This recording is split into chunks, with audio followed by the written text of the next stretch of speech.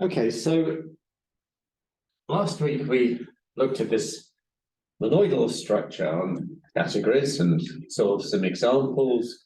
Two leading examples would be the Cartesian product in a category with finite products, so the binary product, and a more mathematically, that's also mathematically interesting, but a more mathematically involved example was the tensor product of two vector spaces as an example of a monoidal product.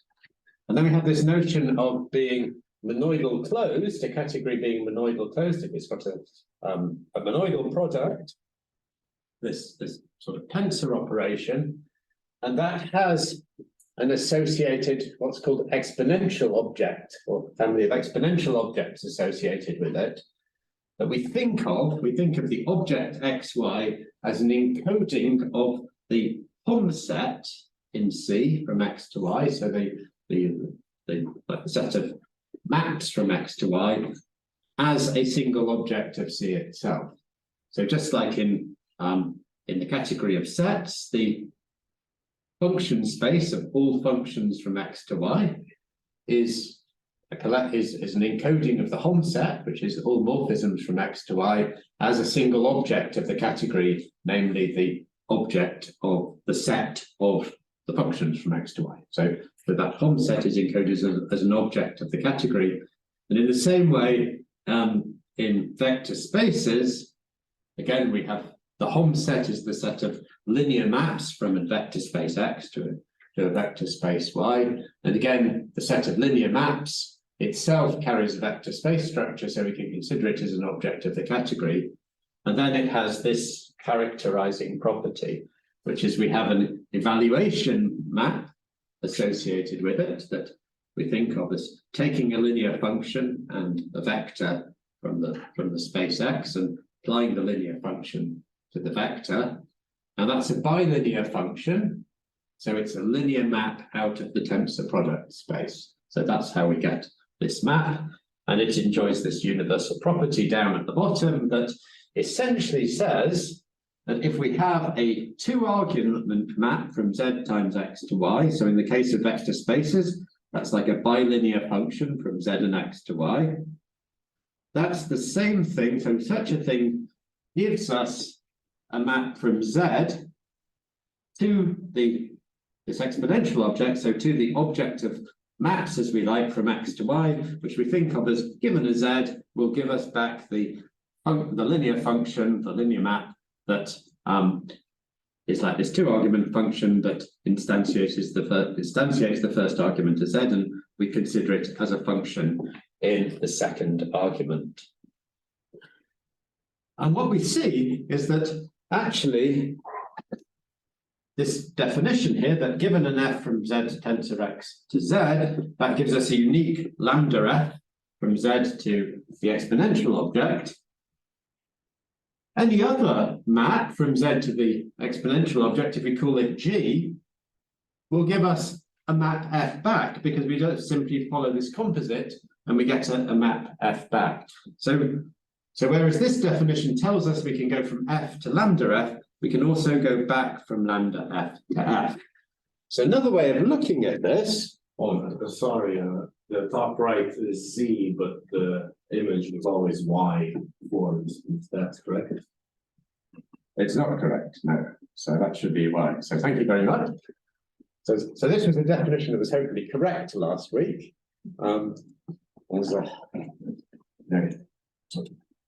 As things get old, problems tend to develop with them. Anyway, so what I wanted to say is another way of looking at this is that this lambda map gives us a bijection. So we have a bijection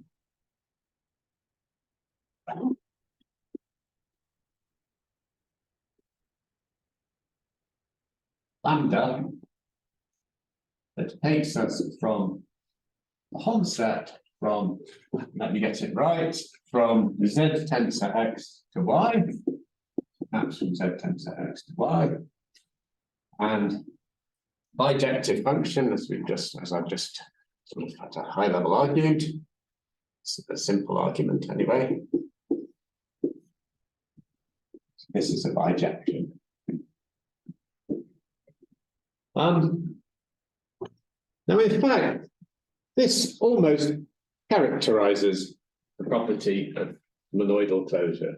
We can reformulate it in a different way, taking this bijection as the fundamental data.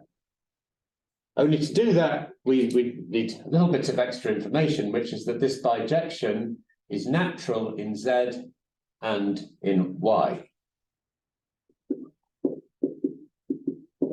So natural in Z and Y. We'll call this lambda ZY because for every Z and Y, well, there's an X involved as well, but anyway, I'll put the X in a minute.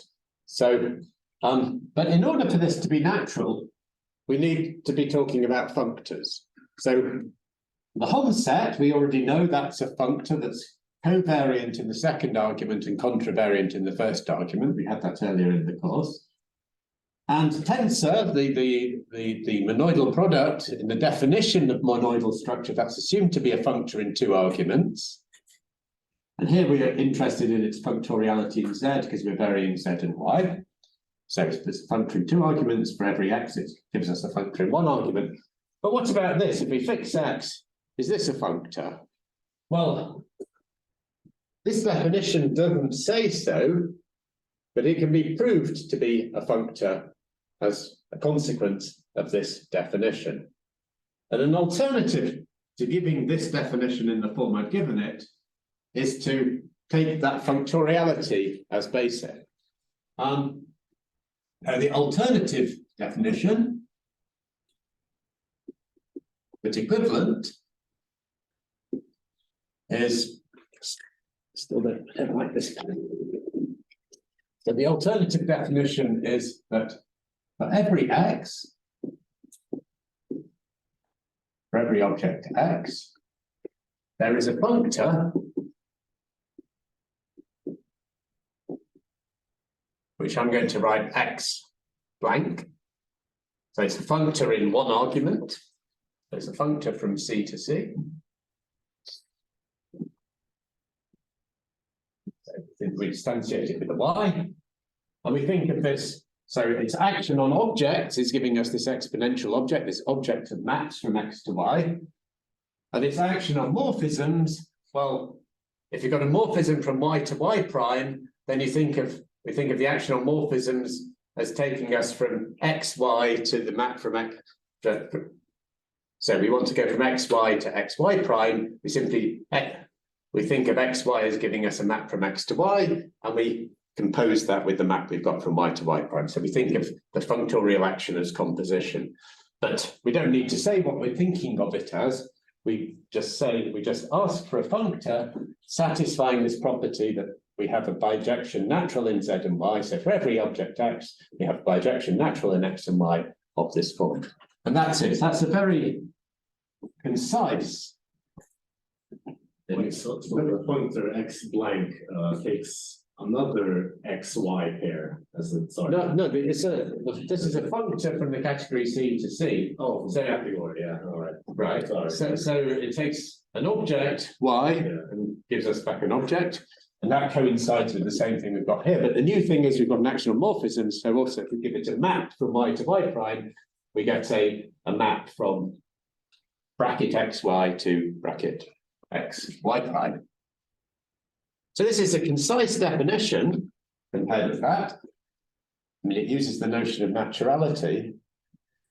It also has a sort of pleasing symmetric look about it, which has kind of got something going on the left here and something going on the right there, which may not look very symmetric at the moment, but will look much more symmetric when we see what this really amounts to. Okay, so that's looking again at monoidal closure. Let's go to something more straightforward, and I'm going to again use vector spaces as the examples. I know that lots of what I'm doing is based on the example of the category of vector spaces, but it's really a useful category where things behave a little bit differently from in the category of sets. So it's a nice, and it's not that mathematically complicated to think about. Later on in the course, we will go to examples of, we will be using lots of other categories as examples, but for these fundamental definitions, vector spaces really serves very well. So what I want to consider is the notion of a free vector space over a set. Sorry, Alex, the camera is just a bit out of focus. Yes, thank you.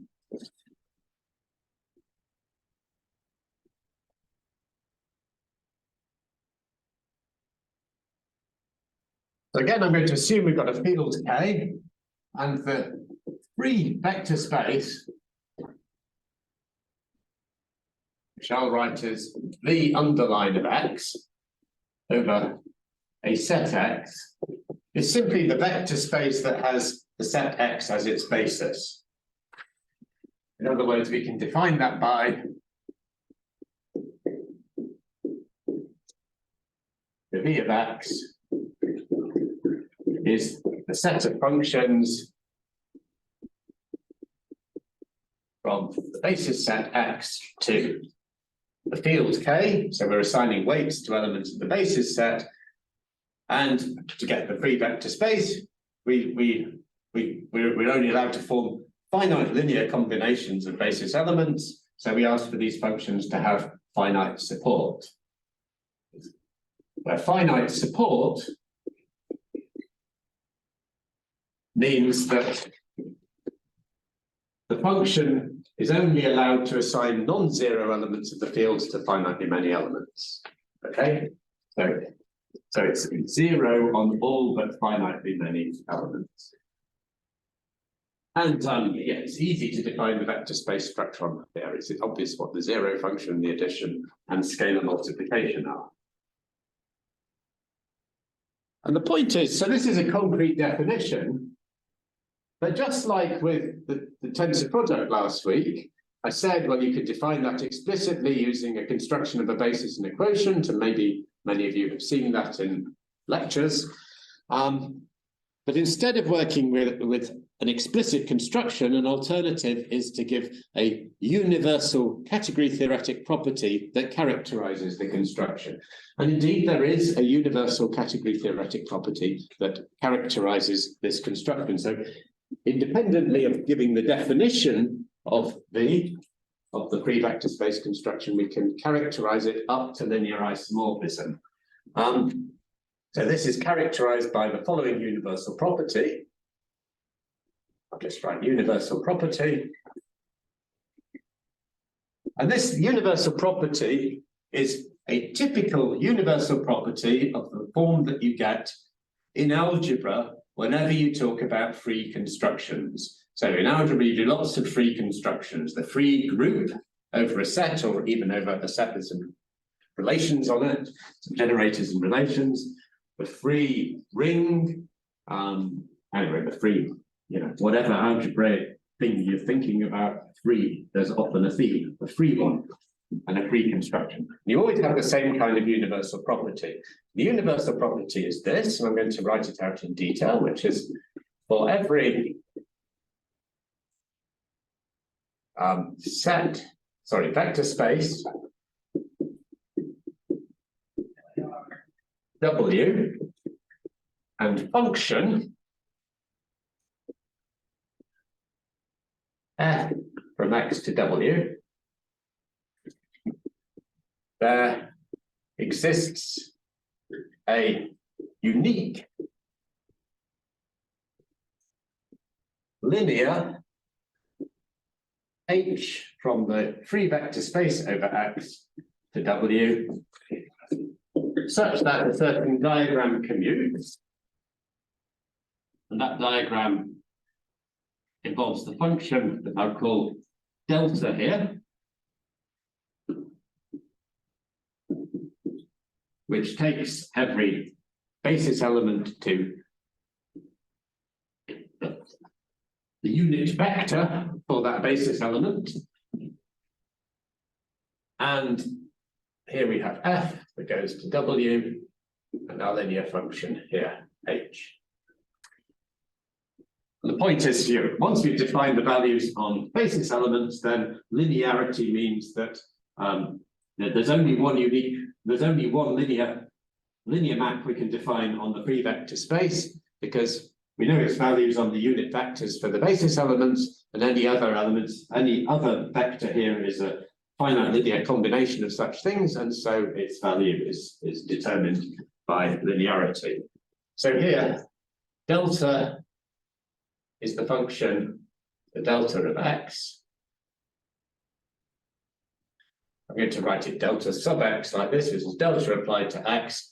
Well, that's an element of the vector space, of the free vector space, so that needs to be a function with finite support on y, but of course, as I say, it's the unit vector, so this is 1 y equals x, and 0 otherwise. So the Kronecker delta function, as it's sometimes called. Okay. So I want to again ask you a question similar to the question I asked last week. Which category is this diagram in?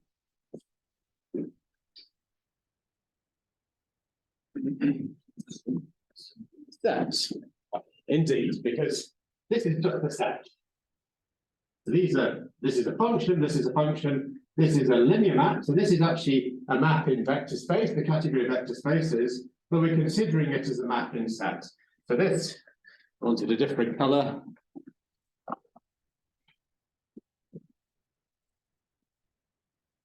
A diagram in the category of sets. And it's fine to do that because we're considering the vector space W both as a vector space with its vector space structure, but also as its underlying set. But if we wanted to be very pedantic, I don't know if you know the word pedantic, it means being very, very particular about details in an almost annoying way. And I do now want to be very pedantic. What we're really doing here is we're hiding the forgetful functor from vector spaces to set, which is taking the vector space W and putting it into the category of sets. So I want to reformulate this property, making the role of the forgetful functor explicit. So reformulation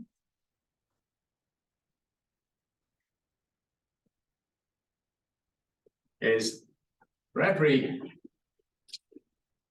vector space W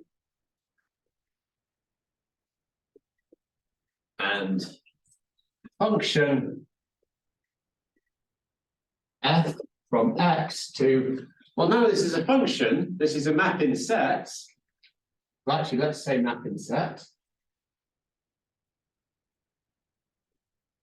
So it goes from f, we want it to go to W, but it's a map in set, so really, if we're being pedantic, it's going to be it's not a map to a vector space. Vector spaces don't live in sets, it goes to the underlying. I'm going to write U for the forgetful functor from vect to sets. Underlined like the B.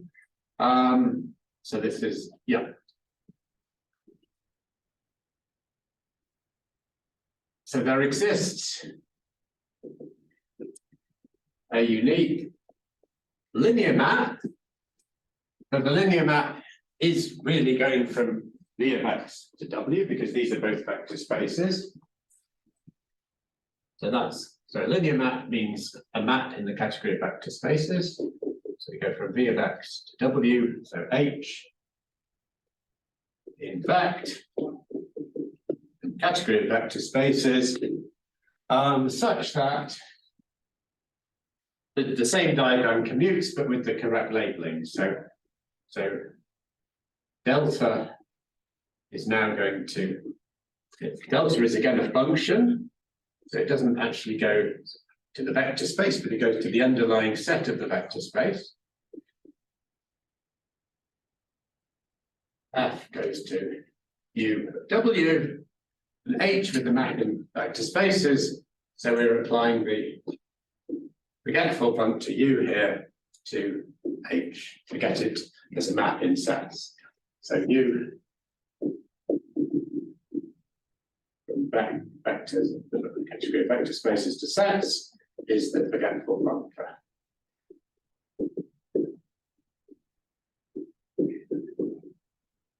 Okay.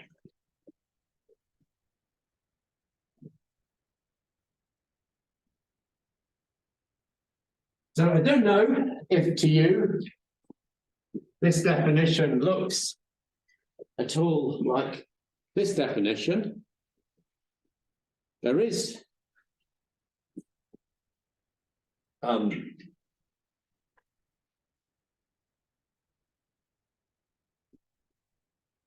there is a lot of similarity to it, and in fact, they are both instances of the same general concept, which is the concept of an adjunction, which is one of the most important concepts in category theory, because adjunctions arise everywhere in mathematics. There's a slogan of a category theorist called Bill Laurier, who's still alive, a very influential category theorist. Adjunctions were introduced by somebody called Daniel Kahn, who's a topologist in the late 1950s. But Bill Laurier in particular, in the early 1960s, realized how fundamental and important they are to mathematics. And since then, adjunctions occur everywhere. So they occur in characterizing reconstructions, they occur in characterizing function spaces. These are going to be our two main examples today, but they also occur in many, many other examples in mathematics, as we'll see throughout the course from now on.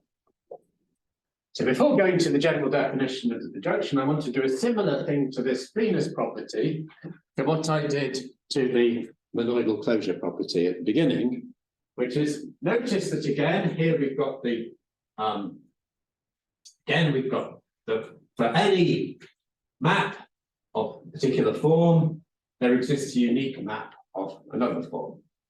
And in fact, that mapping that takes us from F to H, because once again, one can go back from H to F by simply composing U of H with delta, this again amounts to a bijection between the Hom sets involved. So here the Hom set is between, on the one hand, between the sets X and the set U of W, and on the other between the vectors in vector spaces between the free vector space and the vector space W.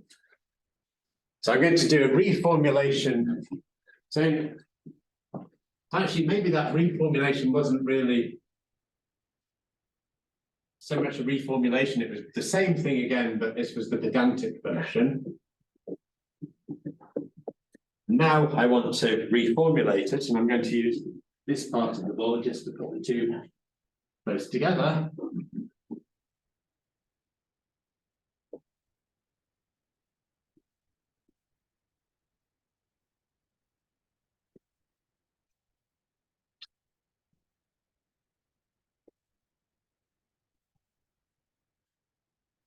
The reformulation is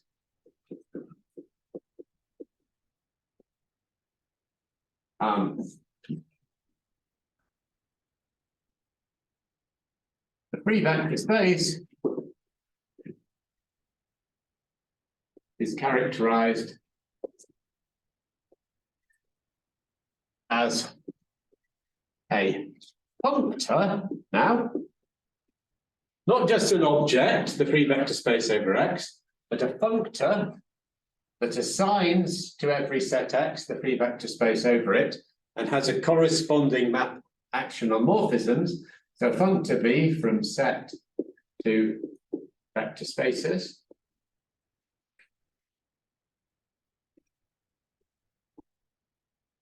Together with bijections with natural in, let me just stick to, I keep on getting my letters mixed up, so I want to stick to what I've written in my notes. So natural in X and W, W is a vector space here, bijections, which called psi xw, which take us from vector spaces v x. So from maps in vector spaces to maps in set.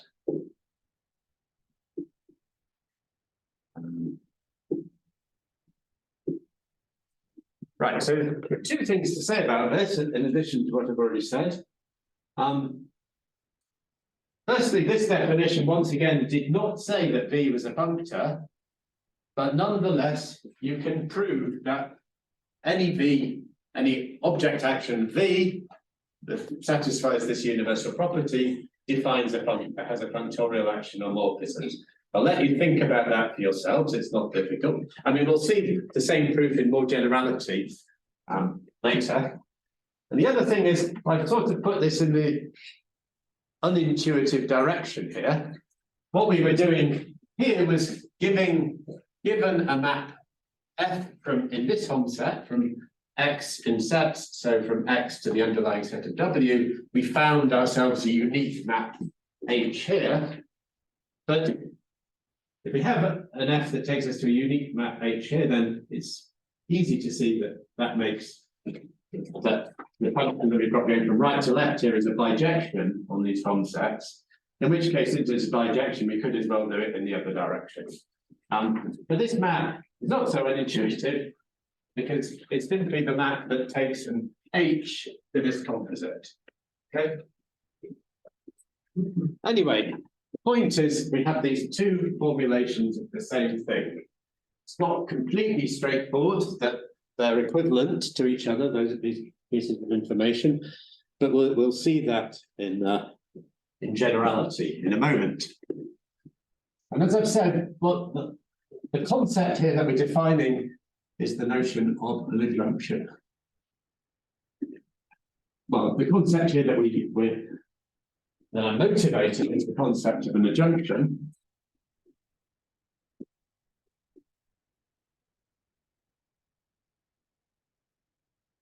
Now the definition will look just like a natural generalization of something we've already seen in two specific instances.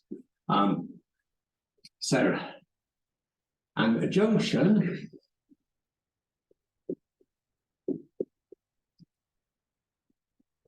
is given by three pieces of information.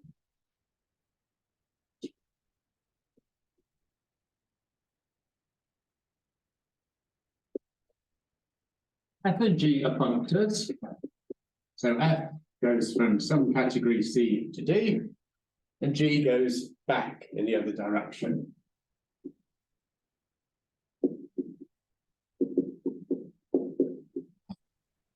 So in this case, our functors are the F is the V functor, and the G is the U functor, the forgetful functor.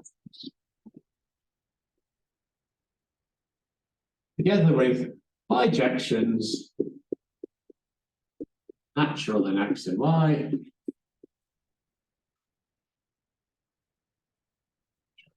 psi XY, and they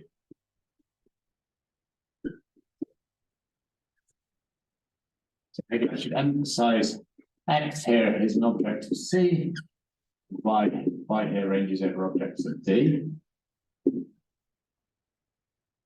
And that needs to be a D, otherwise it would be the wrong category. It's not set. So it maps the Hom set or the Hom collection from F of X to Y to the Hom collection from X to G of Y. Okay. Sorry, Alex, the camera. Oh, did I not move it? Sorry, yeah. Sorry, I thought you were busy on the other board, but I was very busy. There you go.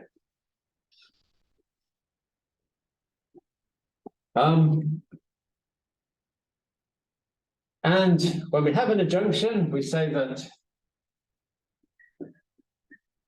F is left adjoint to G.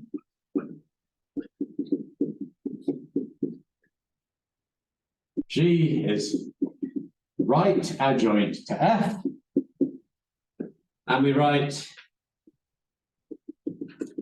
this is a standard notation as you use this, looks like the logic provability symbol, but you typically write it backwards. And then in order, if you might just write that, but if you want to specify what the domain and codomain category of the functors are, when you write it like this, you give here the type of the G functor. So we would write from D to C in this case. Now the notion of adjoint kind of is like reminiscent of in functional analysis, adjoint operators. So adjoint operators enjoy this property that you have characterized by an equality involving inner products, where the left, where you consider one operator on the left and the other on the right, and you have an equality sort of, you think of these concepts as inner products, and then you have an equality here. So that was a much older notion than the notion of adjoint in category theory. So, there's a sort of similar kind of symmetry in the definition here. That's why the terminology was appropriated by category theorists and used also for this notion.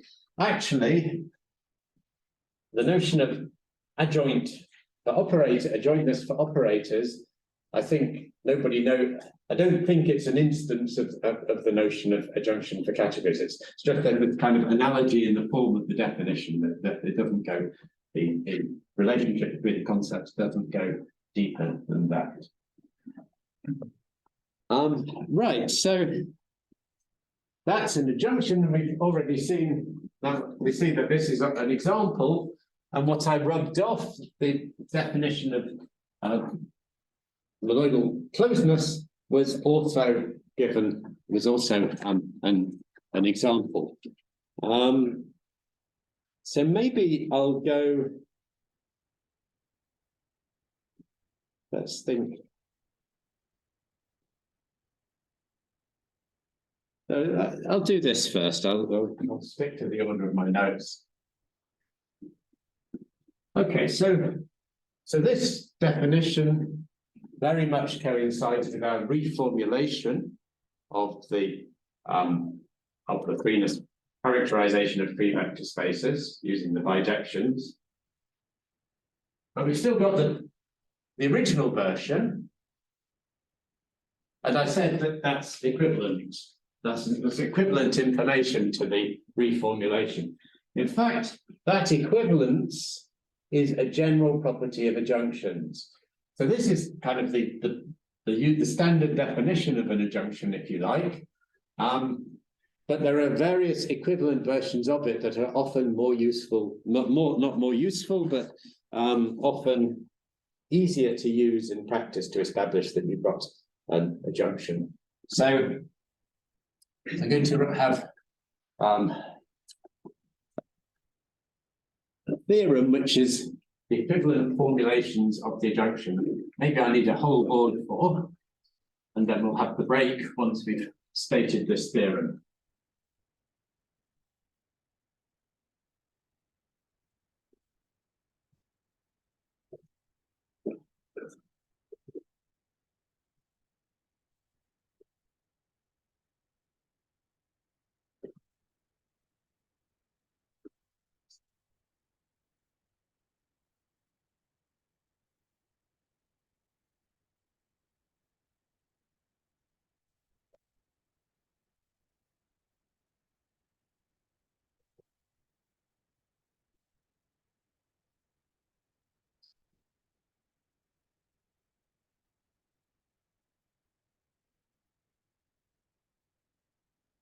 So we're going to give 3 alternative formulations of an adjunction. And what do we mean by an alternative formulation?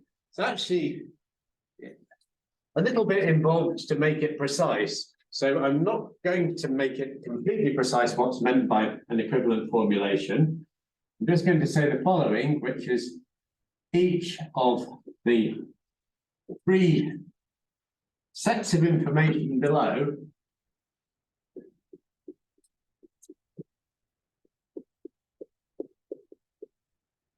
is equivalent to specifying an adjunction.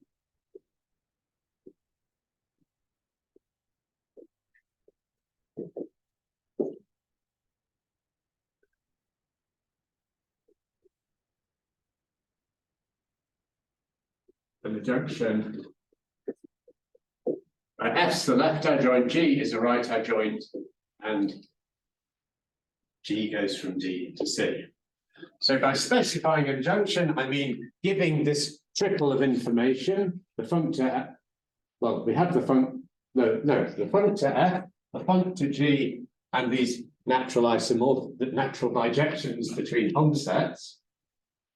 And I'm going to have three sets of information that are equivalent to specifying that, in the sense that if you have this information, you can derive the information in each of these formulations. And if you have the information in any of the formulations, you can, in a canonical way, derive this information. But how you actually do the going between them is complicated, and actually that's the content of the proof. So in a sense, what it means to make precise what I'm saying by equivalent to specifying, that's made precise in the proof, because we see how one goes between the different bits of information.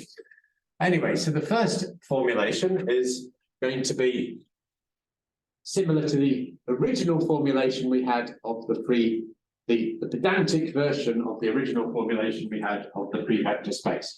So for that, we start off with a functor, which is the right adjoint functor. So in the case of the three-vector space functor we started off with was the underlying functor. We have, rather than a functor in the other direction, all we need is a function in the other direction on objects.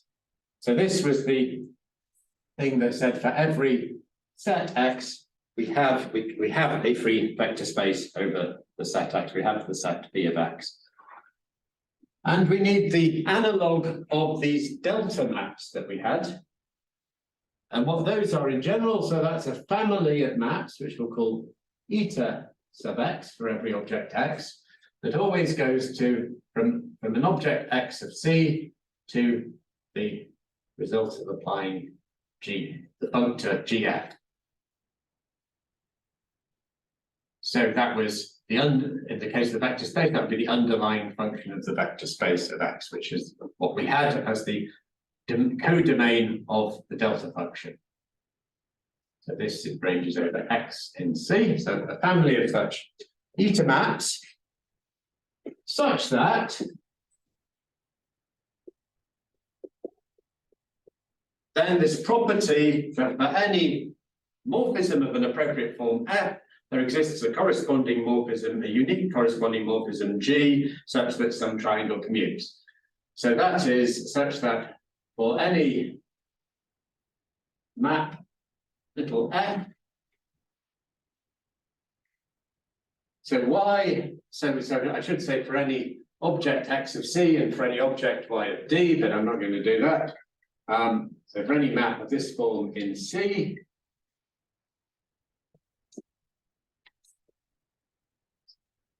there exists a unique map G in D. So then you are G. That U should be G. Thank you. There exists a unique map G from f of X or G to Y in D, such that the same triangle we had before commutes, which is delta sub X that goes to G of f of X. Here we have G of G, G of Y, and so yeah, that's right, and F to here. Okay.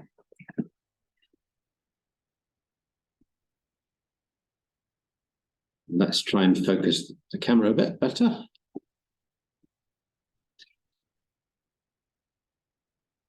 Statement 2 is a dual statement. So for that, we have a functor f from C to D, a function E from the objects of D to the objects of C, and maps now go in the other direction from fg of x, sorry, fg of y, would be better to say, because the y ranges over object of D, the y, so over D, such that, and I'll just put dot, dot, dot, and you can fill in the details. You simply dualize what's above, or you can look at the notes. I don't, I've got you started, and there's kind of only one way you can go with the continuation here. At least I hope there is. Maybe. If anyone can find a different, incorrect continuation of that, then be interested to know. But sensible. The third formulation is a very abstract one, just in case you didn't think this was already abstract. But so the third formulation is functors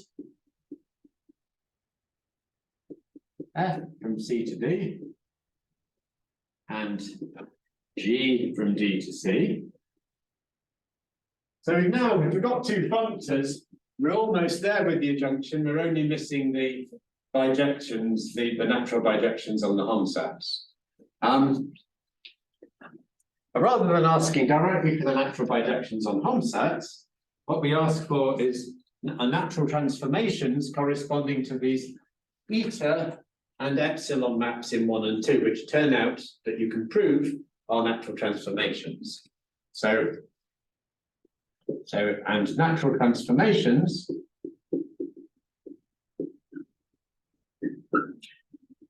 so eta is a natural transformation, well, it's a family of maps that turns out to be natural from X. So it's from the identity functor on C to the composite functor GF. So we're going from the identity functor on C to putting a double arrow because we're talking about natural transformations to GF. And epsilon goes from the other composite FG, which is an endofunctor on D, on the category D, to the identity functor on D, such that two triangles commute. And these are triangles in the category of endofunctors, sorry, not endo, in the category of functors from C to D and the category of functors from D to C. So the first one is in the category of functors from C to D. And that's if you go up if you go from F to FG of F, under the natural transformation you get by whiskering F and eta, and you go from FG F back to F by the whiskering natural transformation epsilon F, then that's the identity functor. That's the identity natural transformation on F. In the other direction, we do a similar thing. So we go from G to G, F of G, back to G. This needs to be the identity functor, the identity natural transformation on G. And here, the appropriate whiskerings are eta G and epsilon F, epsilon G. Sorry, no, hang on. G epsilon. So this is much more abstract. I'm not going to really talk about this one very much, so I'll let you think about that in your own time. I just want to make one remark about it for those who are interested with connections, with sort of connections with more advanced things, that a great advantage of the third item here is that you can formulate it in any two category. So it can be used as a property of a pair of, to define a property between pairs of one cells between objects in a two category. So in a two category, one has a notion of an adjunction between two objects of a two category, and that's by that definition. I haven't really talked about two categories this course, but just so you're aware of the connection. Anyway, we're mainly going to be concerned with formulation 1, which we've already looked at, and its equivalent to the more symmetric formulation. Okay, I've overrun by 5 minutes, so we'll have a 15-minute break and start at 20 past.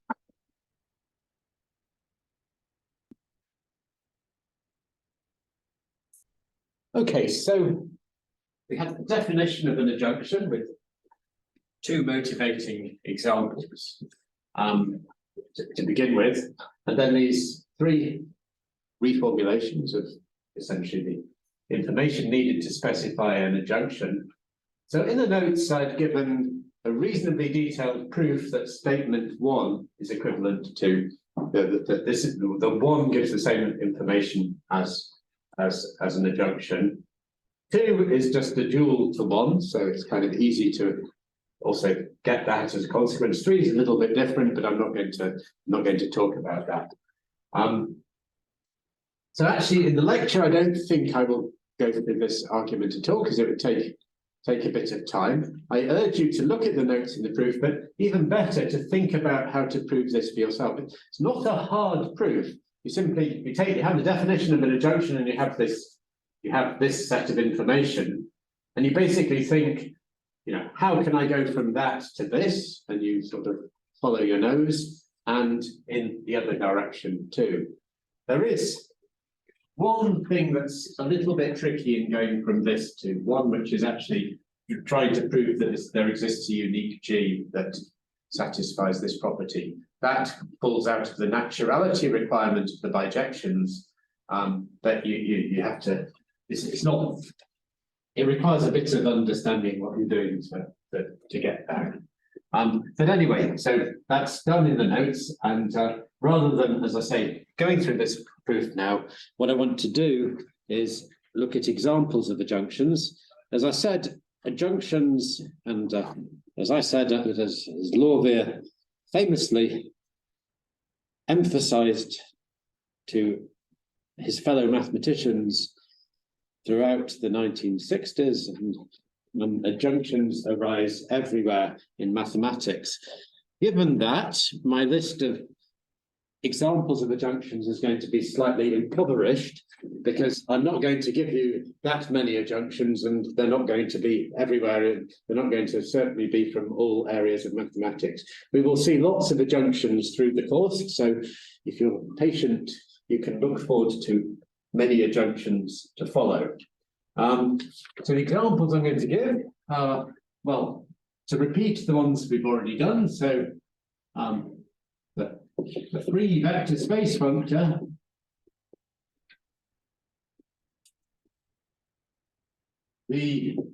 from sets to vector spaces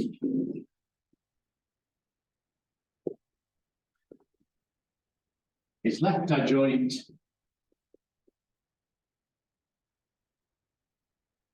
to the forgettable U from vector spaces. So one often uses U for a forgetful functor because it stands for the underlying set of the object. Okay, and I've already argued that basically, but the free vector space, the way we defined it, the original definition is basically just, the pedantic version is just an instantiation of 1 in that bit of formulation 1 in that particular case. So this is easily seen using formulation 1. Now that's just an example of many similar examples. So I've already talked about in algebra, one has free groups over a set or free rings over a set and so on. So another example would be the free group functor. So actually, if one says free vector space functor, free vector space is like a composite adjective, so one should really hyphenate it in English. So similarly, if we say the free group functor, free group is here a composite adjective, so one should really hyphenate it. So the free group functor F, let's say, because it's constructing a free group, so that takes us from a set and constructs the free group that has elements from that set as its generators, not satisfying any further equations. That's left adjoint to the forgetful functor again. U from groups sets. And simply replace vector spaces or groups with any other category of algebraic structures for which free structures exist. And you will always get this property that the construction of the free algebra is left adjoint to the forgetful functor from the category of algebras and homomorphisms to the category of sets. So I'm just going to mention these two examples and move on. And moving on, let's again look at the monoidal closed property. So the category C is monoidal closed. Let's say left monoidal closed.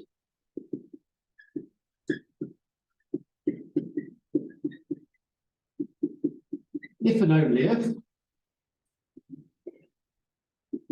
for any object X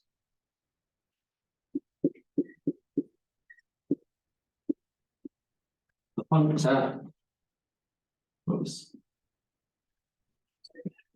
mess out of the way. The endo functor, that's a functor from C to itself, so the functor that forms the tensor product with X on the right.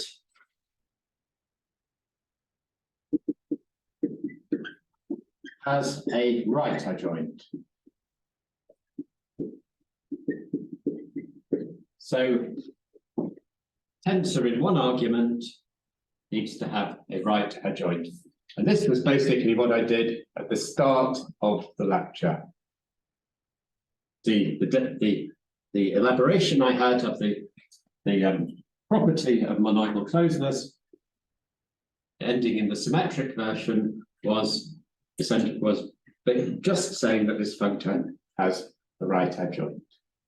Or the original version of monoidal closed of left monoidal closed is simply property 2 of the equivalent formulations. Okay. And this is a very concise definition. So once one has the notion of adjunction, one can start giving concise definitions of things. So, for example, in Maclean's book, Categories for the Working Mathematician, he also considers the notion of Cartesian closed category, a monoidal closed category when the monoidal structure is given by product. And his definition of Cartesian closed category is simply the product functor in one argument has a right adjoint. So, once you have the notion of adjunction and you get used to it, you can give some very concise definitions.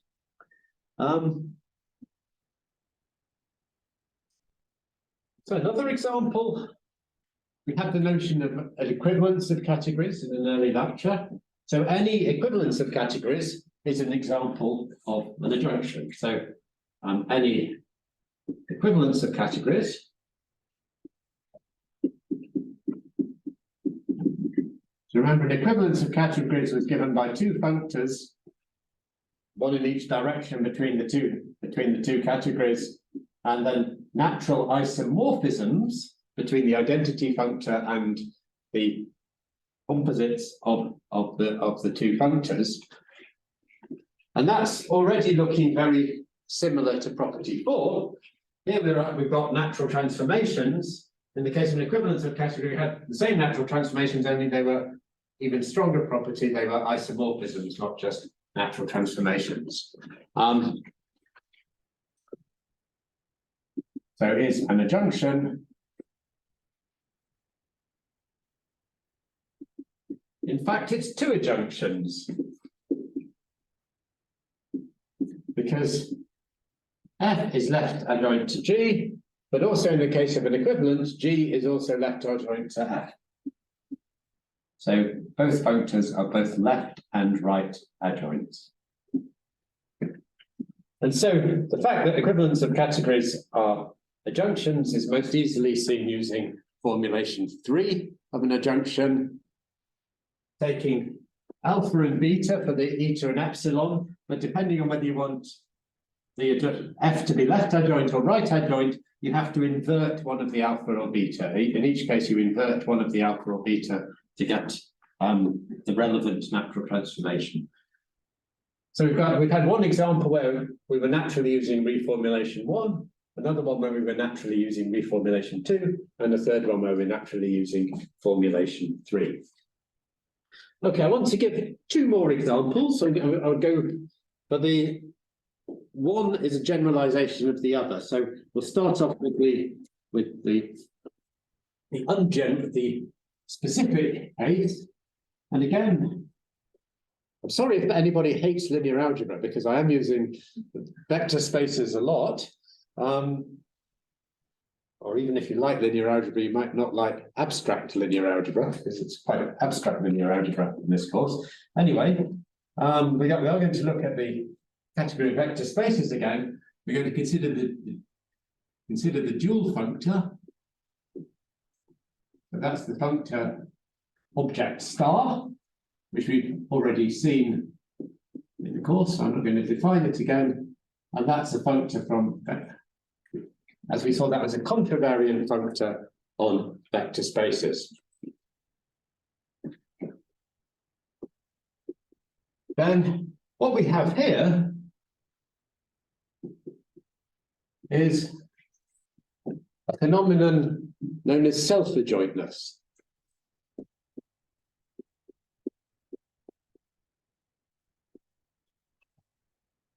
So, i.e., this functor is left adjoint to itself. Well, we have to be a bit careful here, because these functors have to go forwards and back between the 2 categories. So one is the opposite of the category of vector spaces, and the other is the category of vector spaces itself.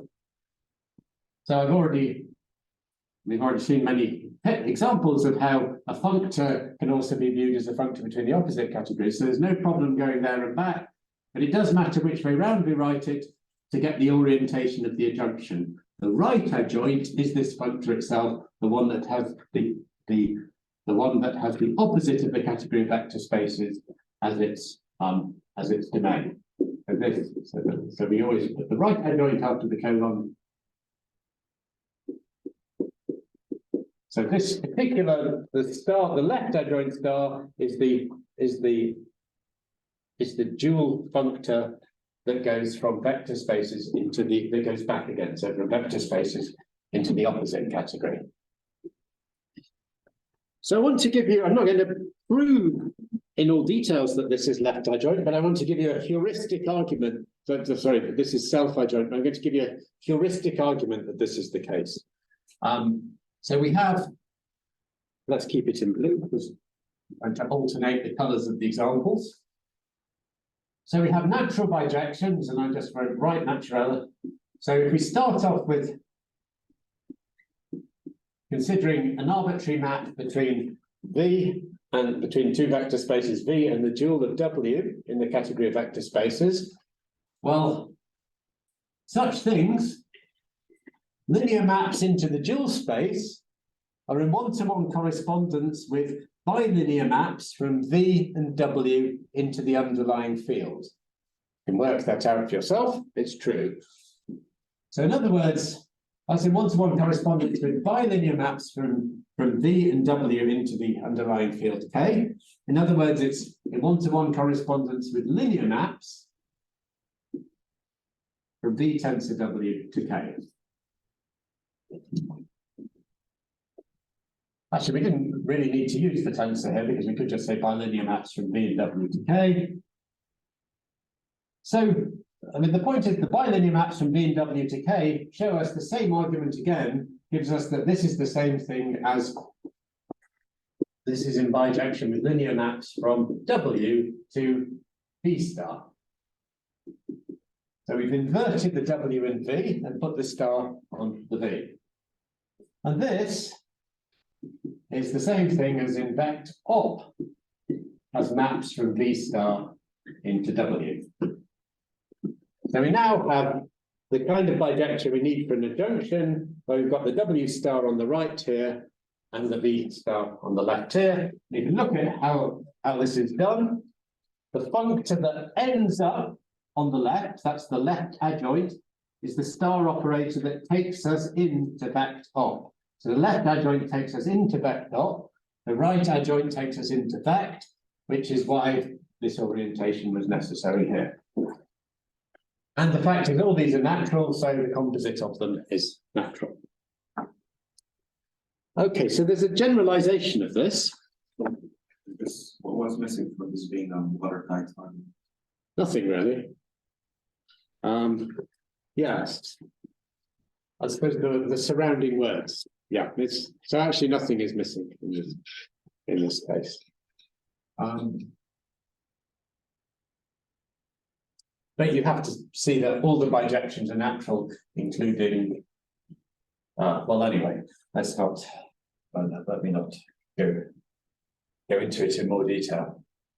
So a more general version of this is if C is a symmetric monoidal closed category, as vector spaces are, and symmetry here is important.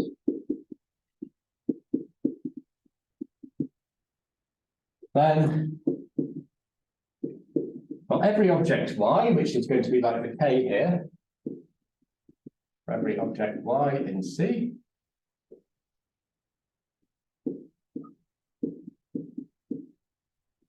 the operation of taking the function space into Y extends to a functor.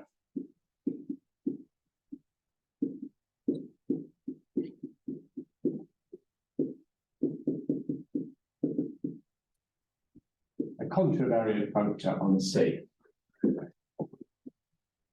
So in the definition of monoidal closure, we have the operation, the operation of taking a function space out of an object X. Maybe I should put that on the board here. It has a right adjoint, which we call, right, so the right adjoint here is the operation of taking the function space out of an object X, and that's a covariant functor. But if we fix, once we've found that, if we fix the right-hand argument, the operation of taking function space into Y, we can prove that it extends to a contravariant functor. And you should think about this for yourselves, but it's generalizing the case of the dual space here, because the dual space is the special case where we're taking C to be the category of vector spaces and Y to be the field object K in the category of vector spaces, the one-dimensional. And this is again a self-adjoint functor.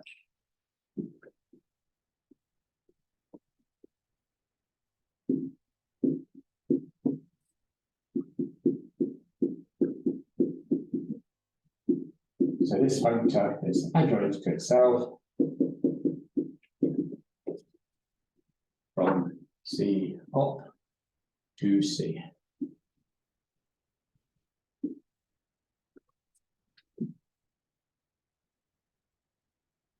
So this is a sort of very beautiful phenomenon, and I find it very abstract. I don't want to spend a lot of time on it now, so I find it very abstract as formulated.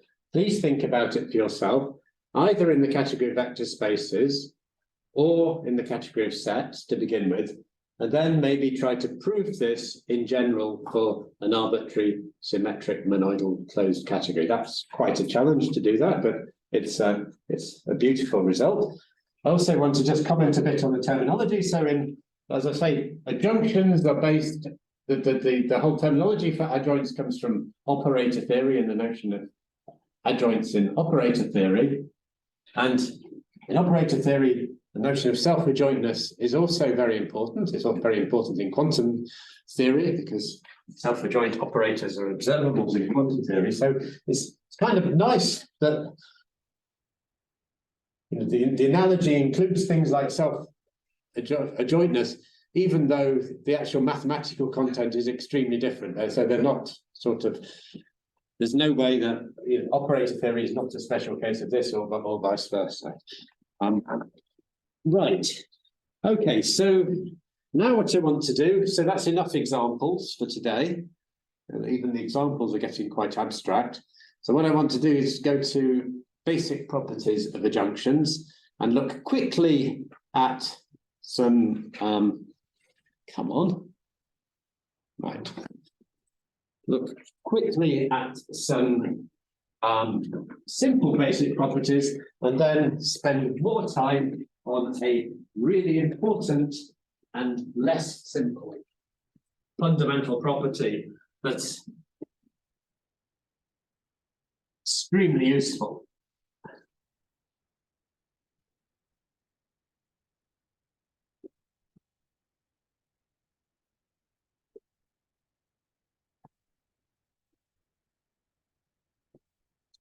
So I'm just going to write the first two as propositions. So the first one is adjoints are determined up to isomorphism. So if F is left adjoint to G and F prime is also left adjoint to G, then F and F prime are naturally isomorphic. They're isomorphic functors and correspond, and similarly, if F is left adjoint to G and F, the same F is left adjoint to the same to a different G prime, then G is naturally isomorphic to G prime. Let me give just a little argument for this. But once again, it's the same sort of thing that one can basically compose natural isomorphisms. So proof of the first one, the first statement is that we have that C from f of x to y is isomorphic to D, sorry, this should be D, to C x to GY is isomorphic to D f prime x y. And this works for arbitrary x and y and is natural in y. So, by the Monoidal lemma, in an appropriate case, which we haven't done yet, these two functions are naturally isomorphic. Now, I know I'm kind of cheating here because I'm using something we haven't done, but in the notes, there's a direct argument. Okay, but I wanted to give you a flavor of how it should be done. And of course, we can do the same argument for G, but an alternative, the second follows from the first, because I want to mention this as a fact, which is useful. From the first, because if F is left adjoint to G from where G is from D to C, that holds if and only if G is left adjoint to F, where we take the opposite categories. We take the functions between the opposite categories. Okay, so that's a different way of proving the second one without going through the same argument. We prove it by duality. The next proposition, so the name of the first proposition is adjoints are determined up to isomorphism. The name of the second one, which I'm not going to write down, is composition of adjunctions. So this says if F is left adjoint to G, where G goes from D to C, and if F prime is left adjoint to G prime, where I want two functors we can compose here, I want to be able to compose the right adjoint, so if G prime goes from a category E to a category D, then the composite of the F functors is left adjoint to the composite of the G functors. So the composite of the G functors is going to take us from E to C, and we apply G prime first and then G, so that's the composite G prime. And the composite of the F functors is going to take us from C back to E, and then so we apply F first and then F prime, so that's the composite F prime F. So this is the left adjoint from So, and then the overall right adjoint in the end is from E. Whoops, I said E and wrote D. Some disconnect between different areas of my brain there. But anyway, one goes from E to C. And again, there's a very simple argument here. So let's give it. So we want to see this adjunction here. So we want to establish, we want to look at the Hom set from E to so F prime F of an X in C to any object Z in E.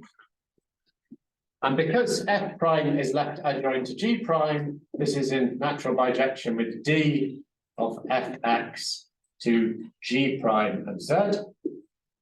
And because F is left adjoint to G, this is in bijection with C of X to G prime of Z. Okay. Right. So now for the more important, well, these are important, but now for the more less trivial, the more substantial consequence of adjunctions that I want to talk about. And this is to do with how adjunctions interact with limits and colimits.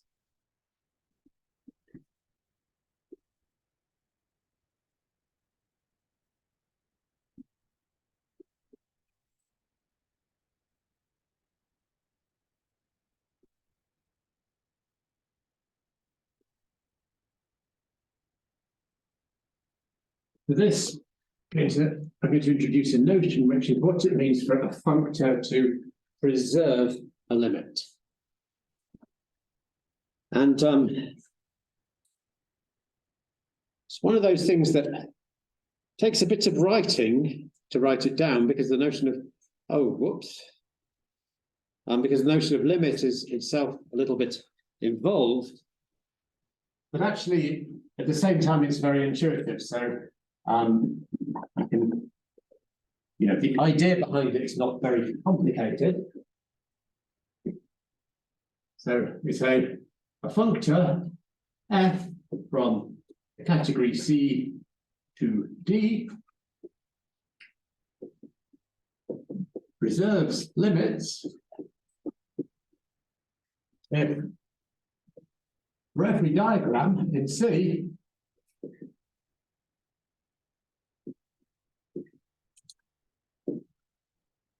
so remember the diagram, let's not have D, and we get confusing.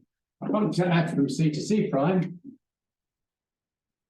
that was a curly D, and this wasn't a curly D, but I think that's going to be too confusing.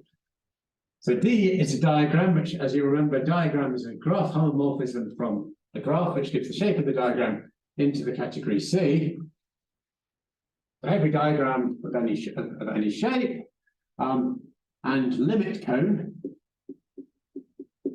for the diagram. So remember, a limit cone was an object L together with maps from L into all the vertices of the diagram. So we had a family of maps L, which I'll call P sub X, to D of X for every X in G.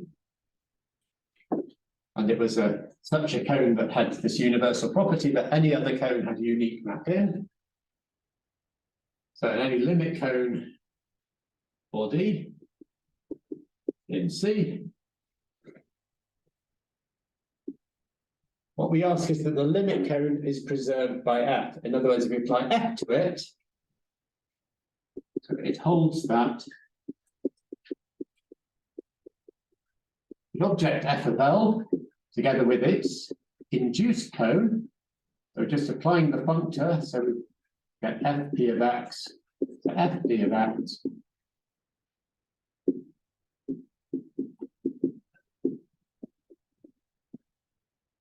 What we ask for this to be preserved limits means preserved limit cones. So we map the function to the limit cone, we get a limit cone back.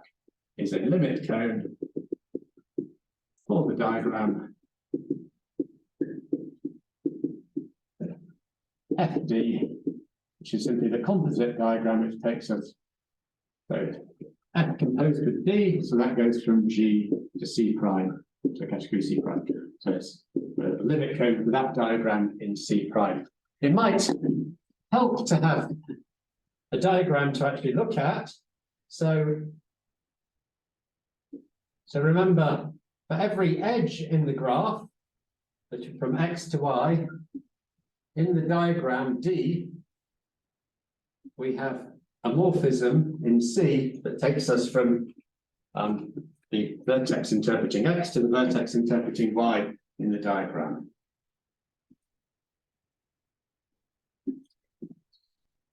And the limit cone is a cone, so it has maps P should be a Y.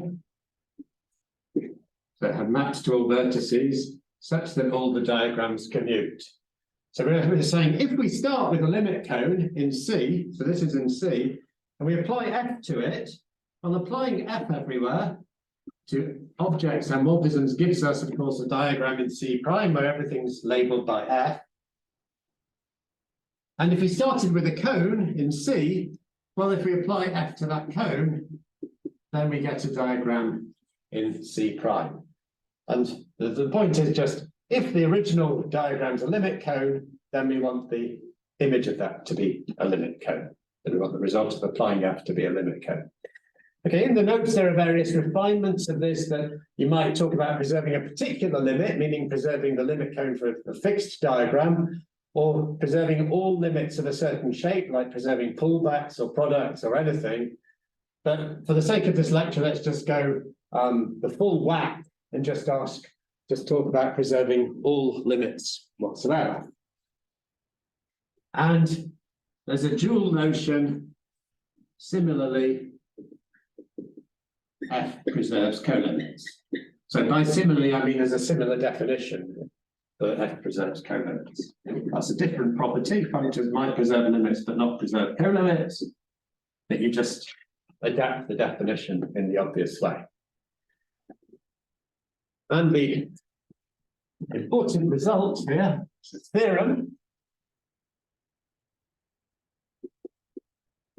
And I want to state it using the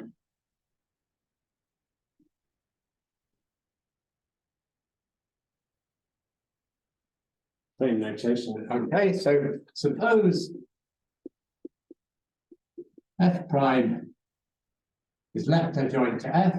So I'm changing the notation. I'm now using F for my right adjoint. I'm sorry about that, but anyway, just how it is.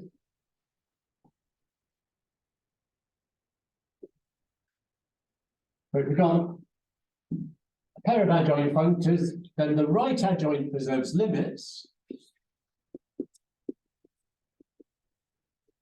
and the left adjoint preserves colimits.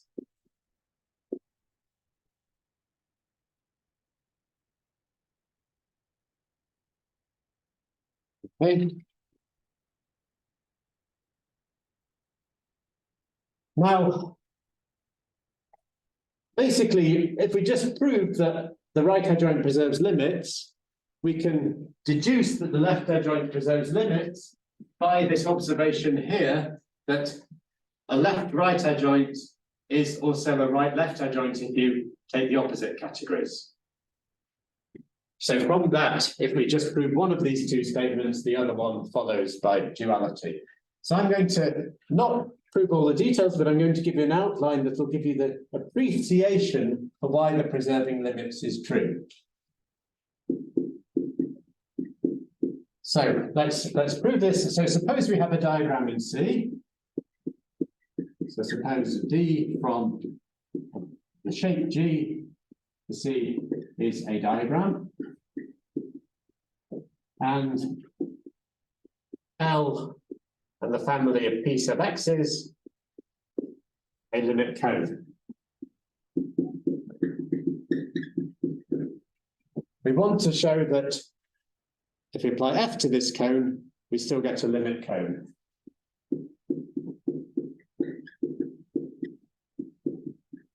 Right.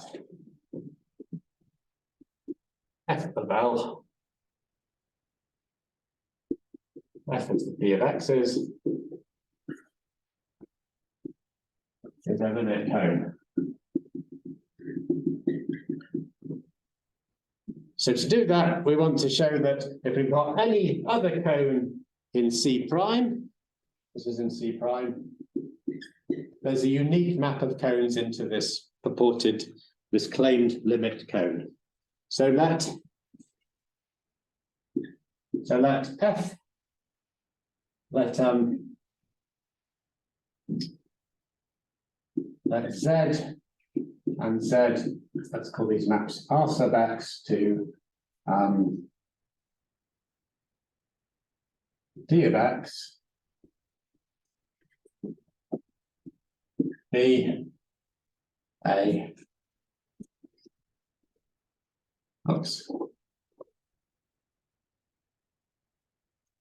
be a cone in C prime.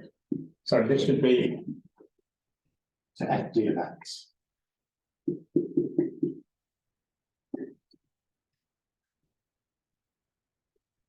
Right, so we're going to need a diagram. I've got one of them already drawn here. So let's incorporate the diagram into the proof.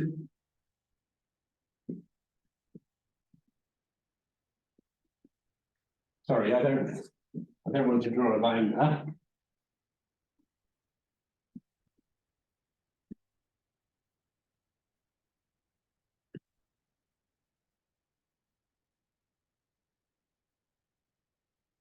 So we've got a cone for this diagram here.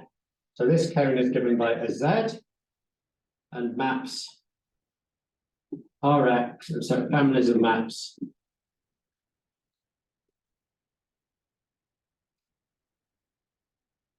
Rx and Ry and so on into these objects here. So this is the cone that we've got from our original limit cone L starting with by applying F to it.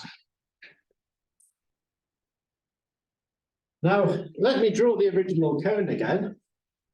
And let's put it down here. So the original cone maps to dy, de, dx. So this is the diagram. And it had, well, that's going a bit in the wrong direction, but I'm mindful of time, so I'm not going to redraw it. So this was the original limit cone. We want to get now a map from a unique map from Z to FL. So I'm just going to give you the idea of how it works. And a few more details are written up in the notes. So the point is, from this R cone for the F diagram, we can get a cone for the original diagram because all these maps are maps from Z into, remember F's now our right adjoint, into objects that have the right adjoint applied.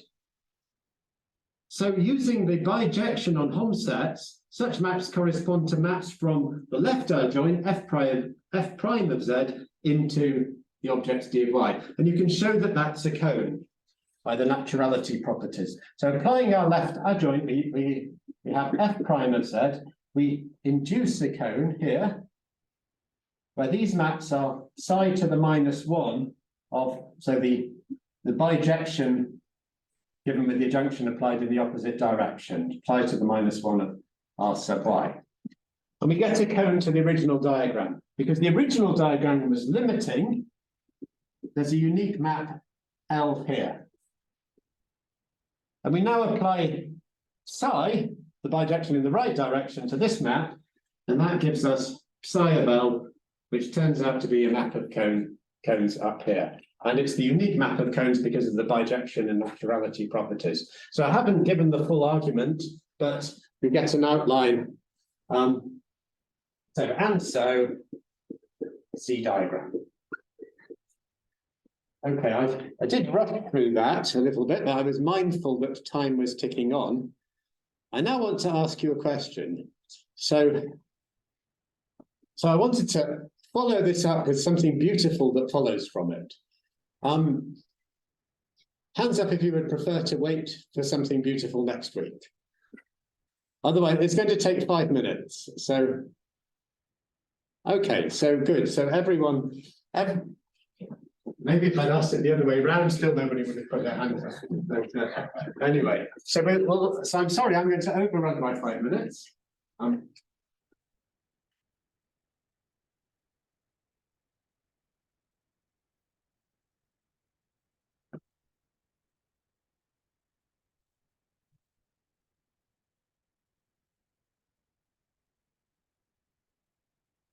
So the beautiful thing is the arithmetic. Sorry, Alex, just the camera for the beautiful Camera, thing. yes.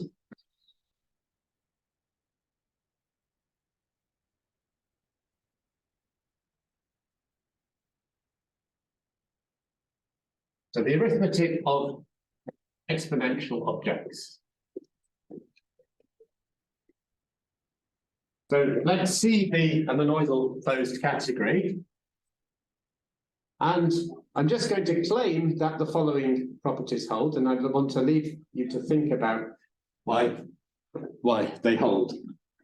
I mean, I'll say a little bit about it while I'm writing them, but I'm not going to write it down in detail. So we've got a monoidal closed category. The object, the function space from the unit of the monoidal structure into X is always isomorphic to the object X. And the function space from a tensor, y tensor z into X, is always isomorphic to an iterated function space where we start with Z and then we go into the object from Y to X. And the point is, I want to show that, I'm going to argue these are kind of analogous to arithmetic operations of exponentiation. Here, the analogous thing is that x to the power of 1 is x, and here the analogous thing is that x to the power of y times z, let's just write y times z, is x to the power of y all to the power of z. Okay. If our category also has products, so the monoidal product needn't be a product. If the category has products, I would write that down, but I'm mindful of time. So then, and the function space into the terminal object is again isomorphic to X. So this is analogous to, well, actually, let me write the next one. And if it has finite products, so that's all we need for this. And the function space into the product y times z is isomorphic to the function space into y times the function space into z. So this is isomorphic to, analogous to 1 to the power of x. Oh, sorry. That should be a 1.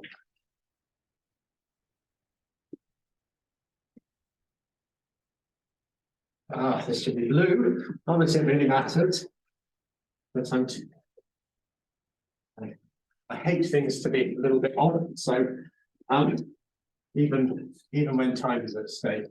And here it's y times, the analogous thing is y times z to the x is y to the x times z to the x. So this is in the presence of products. So the first two one just proves directly from the definition of monoidal closed structure. The second two are because the functor in its right argument is a right adjoint. And right adjoints preserve limits. So they preserve products, so they preserve the terminal object and the binary product. Okay, so this is preserved. This is preserved product.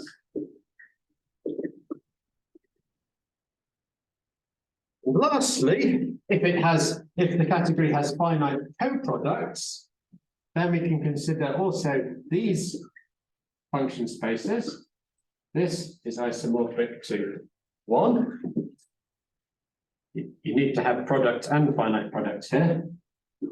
Y times z, y, and the co-product of the map, the function space out of the co-product space into x is isomorphic to yx times zx.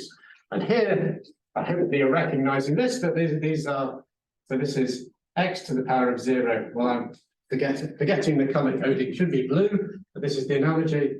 And the last one is the very famous law of exponentials, x to the y plus z equals x to the y times x to the z.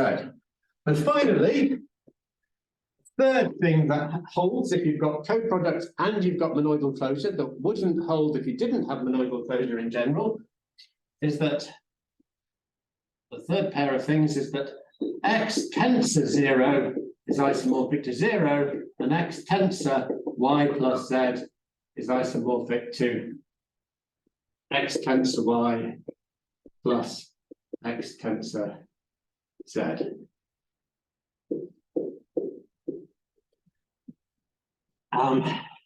And actually I was saying left close, so that should be the other way around. So y plus z tensor x is isomorphic to y tensor x times z tensor x.